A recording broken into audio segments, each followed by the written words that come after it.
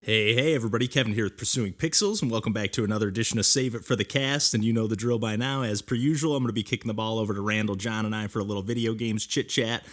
This week we're kind of all over the board with all sorts of video game stuff, kind of some Game Pass stuff, some Sega stuff, some of the stuff that we grabbed on sale after like the holidays. This chunk of conversation is actually pulled from the session we had for our holiday episode, so there's just kind of some fun, loose gaming conversation coming up here in just a little bit. But also, as per usual, you know, I got to talk about some of the stuff that I've been playing lately. This is actually the first intro here that I'm recording from the new apartment Sunday morning here. So the day before the episode comes out here, and I've been doing a little bit of gaming, still kind of getting situated. We have recorded one proper episode here as well. Still getting kind of used to the feel and the setup and everything, but I've been doing a little gaming, mostly just grabbing a bunch of games on sale on Switch for like $2 to $5.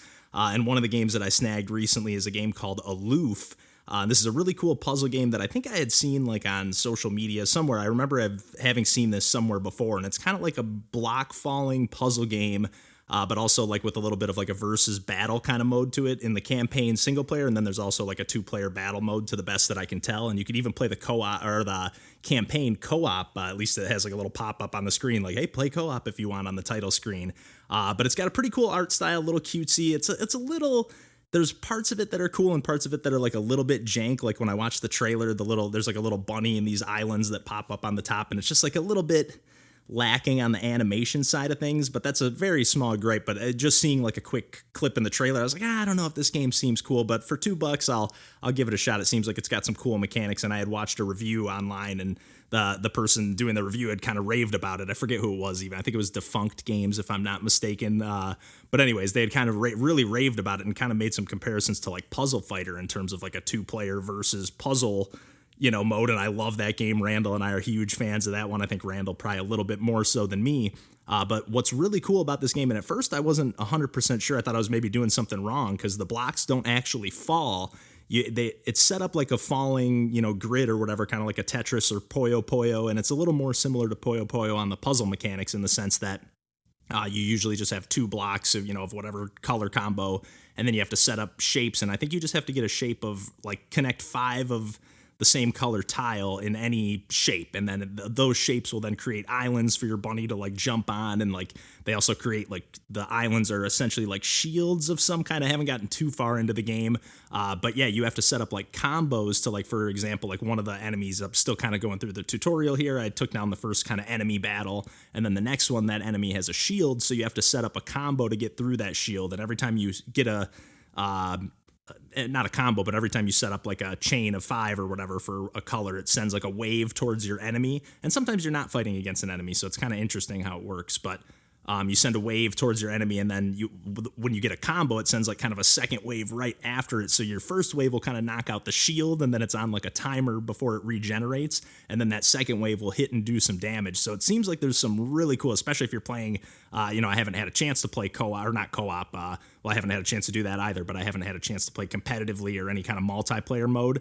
But I do feel like that would lend itself to be some, to some really competitive battles. And again, what I was kind of getting at, the blocks don't actually fall. You can move them freely up, down, left, or right. And then they don't attach to anything until like if you get right to the tile that you want, like get it to the bottom of the screen or whatever, and it's touching the tiles, then you press either up, down, left, or right to kind of like snap it to that tile that you want it to. So you can snap it to the tiles to the side of it, and then the tiles that aren't touching or aren't the same color will drop and fall lower. So you can do some pretty cool, creative, clever combos. And then on top of that, like the grid that you have to play on, you can press a button and then flip that grid, and you have a whole secondary grid.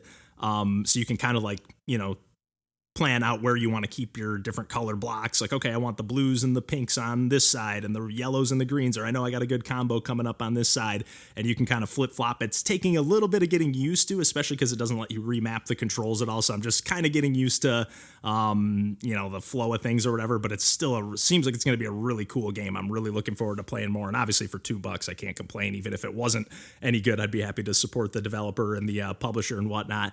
And then the other game that I've been spending a little bit of time with as of late, I picked up on Switch, is 2D and Topdee. And I know I've talked about this game on the podcast before, but now that I've got it on Switch, again, I picked this one up for $2, which is normally 20. So I was like, oh my God, this is a steal. And I know I've already played, I think I did a stream even where I played like the first world of the game.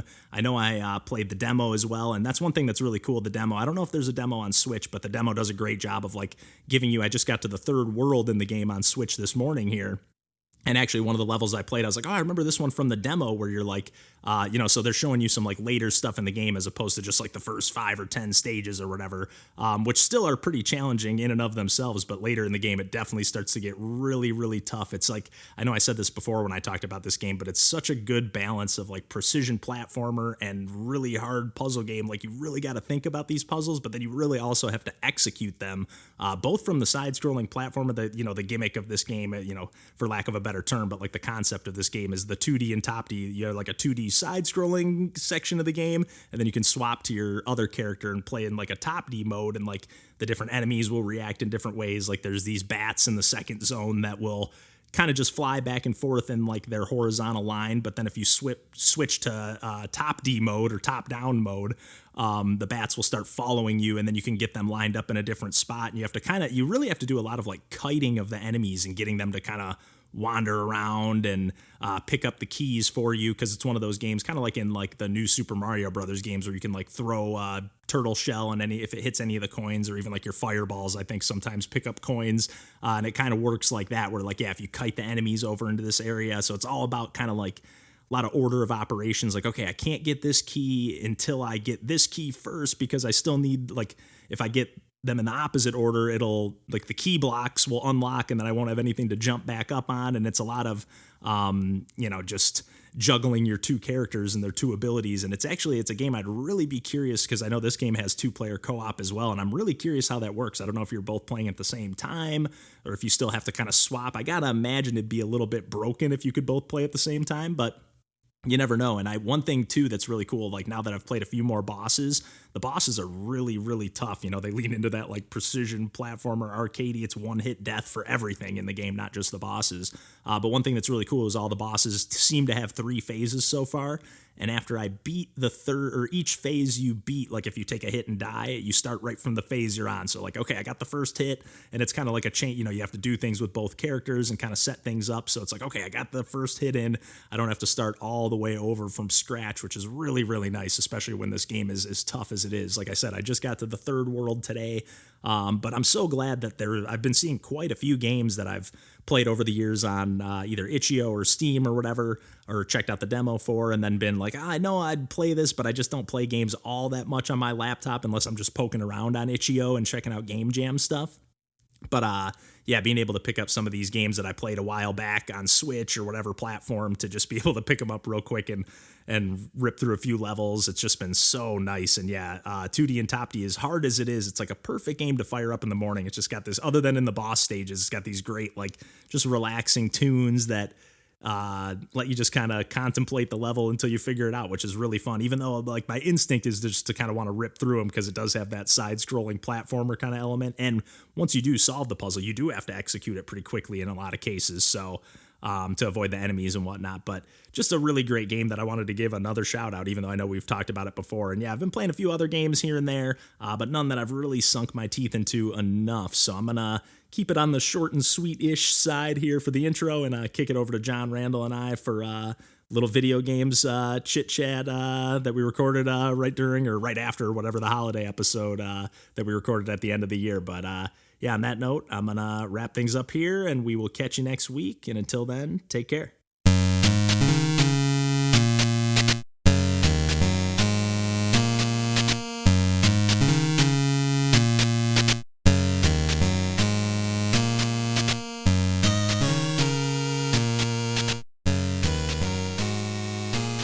Nifty little game.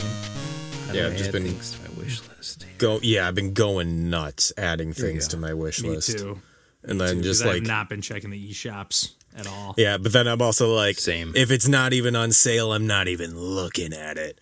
I mean, that's kind of how I am too. You kind of have to. Yeah. As much, if I'm raking it in someday, I'll pay full price for all my games. But like, that ain't the case right now. So I'm like, I'm even like, do I really need this game for 50 cents? Yeah, there were a And I few don't, but games that I already owned on Switch that I ended up getting again on Steam, but they were like $3. So I was like, I'm going to buy Doom 2016 because that's one of my favorite games. Let me run this on a I'm going to see what it should have looked like and should have. And I did the same thing with Control, just two games that like I had a blast on like playing them, but I'm like, oh, I also would like to see what they kind of were meant to look like. That's the stuff I forget about on like Steam, is that you can get games like that for like $5 or $10. Oh, You're yeah. really never. Yeah, I shouldn't say never, but you're pretty much never going to see something like that on Switch or even any other console. Gonna be heavily basically compromised. got like the entire Yakuza like collection, like other than the very most recent game, for like $20 maybe, and I was That's like, sick. oh my god, I'm gonna be playing Yakuza 0 for like a year. Like, Yeah, Those there's are like massive games each. 6, 7 of those at this point, at least of the modern. and like not it. I think so. I think I only got 4, so I got 0, Kiwami 2, Nice. and Like a Dragon. Like a Dragon, which that only came out like a few years ago. I think Yeah. I think it was Like a Dragon. It's the one that doesn't have Kiryu on. Yeah, and it's turn-based. Yeah, it's like, ooh, I've like not Really? known a lot other than about the series other than just the story, which I think is hilarious that I just barely bad shit. know how these games play, but I've seen the entire story. I'm always curious because I feel like I write them off a little bit as like, oh, they're just like a GTA clone, but I've never really played. No, any if of them, anything, and- they're like a more gameplay focused, like Shenmue Yes. evolution. You know? yeah. What if Shenmue had all of the Mario Party mini games? And some Sega arcade games thrown in. Yes. Yeah. Like Yeah, they there's an definitely go entire all out slot on that. car racing, like skill karaoke tree. mini games. Karaoke. Yep. Yep. Of course. You manage a host club, like it's and then all of this like very ridiculous things. Oh god, I'm trying to think of there is a great thing about like how Kiryu is just like a child who is constantly amazed by the world around him, where he's like, I guess being a karaoke singer is very difficult. Like, just like always having respect for every single person that he ever meets until they're mean to him, and then he punches them. Or kicks them, of course. Yeah. And I love how the voice cadence is exactly the same as Shenmue from 2001, you know. Oh Yeah. my god. Oh man, good stuff. I think speaking of Game Pass, I think like pretty much all those games are on Game Pass too. Yeah, so. they are. Yeah, Yeah. a lot of them anyway. Yeah. Yeah.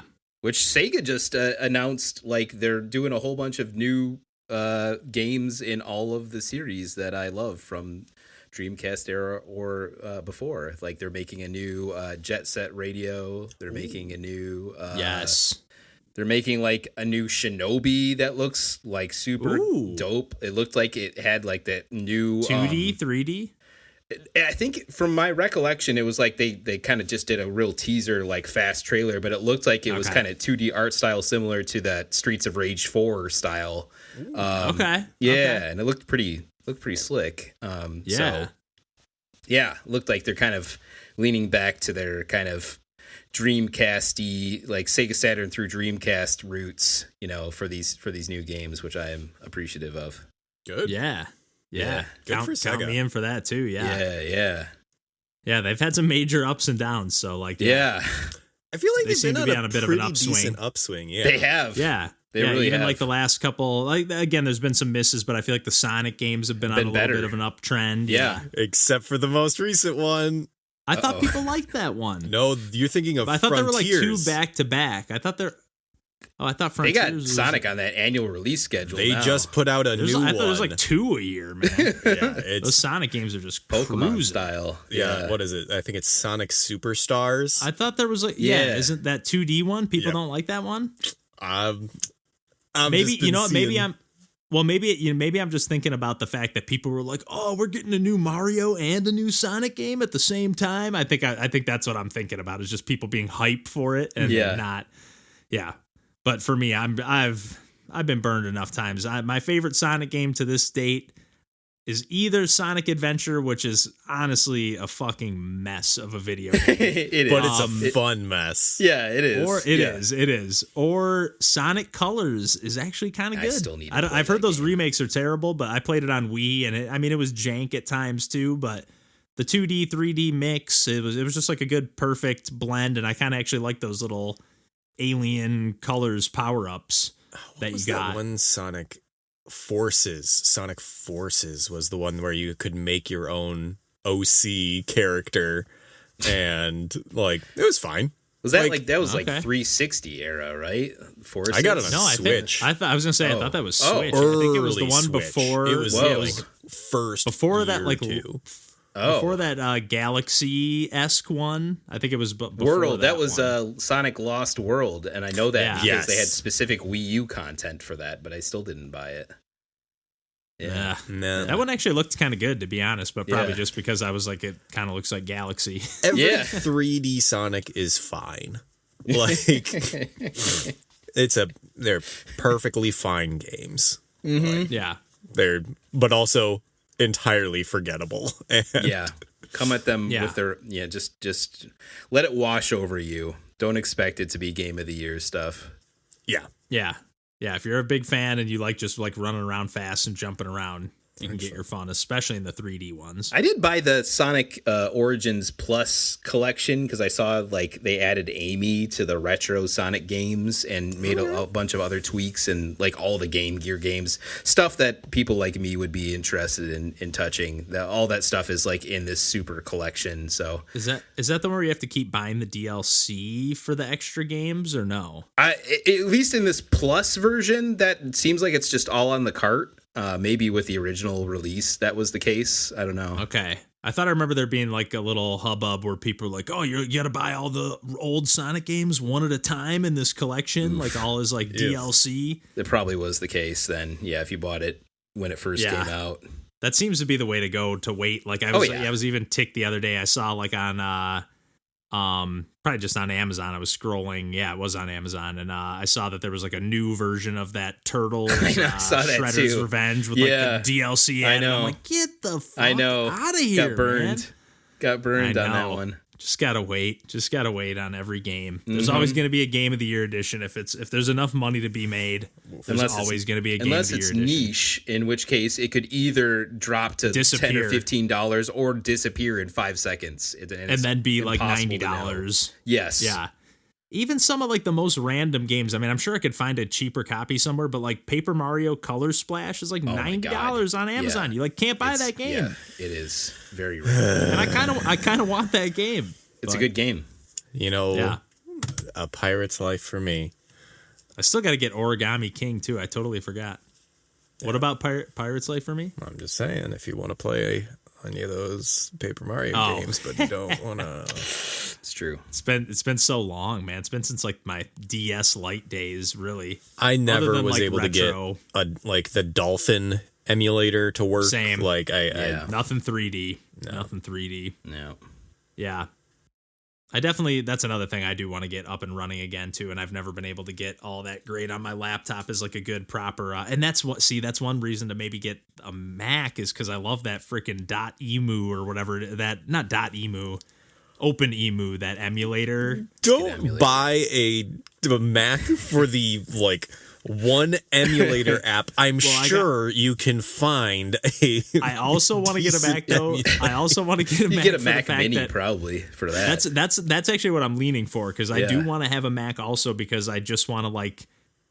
There's no way this iMac is going to hang on for too much longer. No. So I'm like, I got to get a new At computer, this but I point, don't want to you like make gotta all kinda the, like. I would absolutely buy I gotta a write it second out. one, but I wouldn't even open it. I would just keep it in the box until the yeah.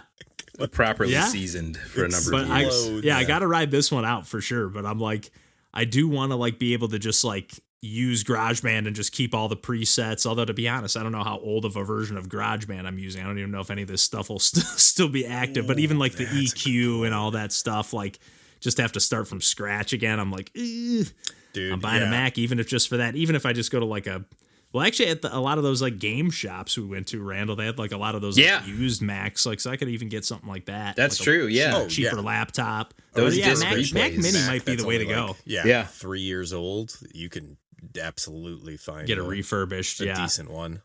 Yep. But yeah, maybe a Mac Mini, have it hooked up to like a good monitor, and then use that as like or even that second TV in my room, and just use that as like a monitor and TV. Yeah. And then and then eventually get like some kind of PC of the same type that I can hook, or get a Steam Deck or something, down the road. Obviously, I'm not looking to like spend all this money. I'm making like literally jack shit right now. So I'm not trying to, I could maybe drop $350 on a Xbox, but that's about the max out I'd be looking at right now. But it's fair. It's totally those fair. Mac Minis aren't bad. You can get a good Mac Mini last time I checked, which was years ago, for like $800, which ain't that bad. I feel like I've seen them on like slick deals for as low as like $500-$600 for modern release. What is slick deals? Slick deals. That's my. I remember that for games back in the day, man. I haven't looked at that. That and Cheap Ass Gamer. Yeah, Cheap back Ass in the Gamer. day. That was. Oh yeah. CAG. Ooh, Costco members get a Lenovo Legion 5 laptop for $800. Lenovo makes pretty good stuff. Yeah. NBA League Pass for $50. Oh, that's a great price. That's actually not bad. Yeah. Is that in-season tournament over? Yeah. Lakers Lakers won, baby. Yeah, that actually was the knockout rounds, especially were, mostly pretty competitive. Like, I'm just glad that Tyrese Halliburton's getting his due. Boy's been languishing. Yeah, they were saying he was tearing it up. Halliburton's incredible. Yeah. He's so good. Yeah. Oh, it's great. Pacers stole one there. That's a guy you can build around. Oh yeah. No. Yeah. I'm pumped. I love when a small market team gets a gem like Oh. I know. Yeah. It's been a minute for them. I feel like it's been a minute for them. It's been since Paul George left. God. Basically, going up against LeBron in the Heat. Like Paul George, I don't even know if I remember that name. He's on the Clippers now. Yep. Which I'm Randall. This is my sicko wish now that I don't think that the Warriors have a chance to get Chris Paul a ring. No chance. As now I want the Clippers to win. Like I would love to Kawhi get 3 rings in 3 teams. Yeah. Like it would just be undeniable. Like yes, when somebody can get it done on no matter what you're contributing to the team, even if you're coming off the bench, and even if you're injured 90% of the time, if you're the person who's bringing a championship, you just do it. Yeah. Only of modern players, LeBron got rings on 3 different teams. I'm trying to think any other active players that could say that. Haslam? Unless it's a role player. He retired. He's been on the Heat for so long. Yeah, he retired before the start of the season. Yeah, coward. No, I'm just kidding. No, it'd be interesting with the Clippers. I mean, they've got firepower. Yep. You know, they got Paul George is incredible. He's just he is a prototype of what you want out of a modern basketball player, especially at the forward position. Yeah, he's so good.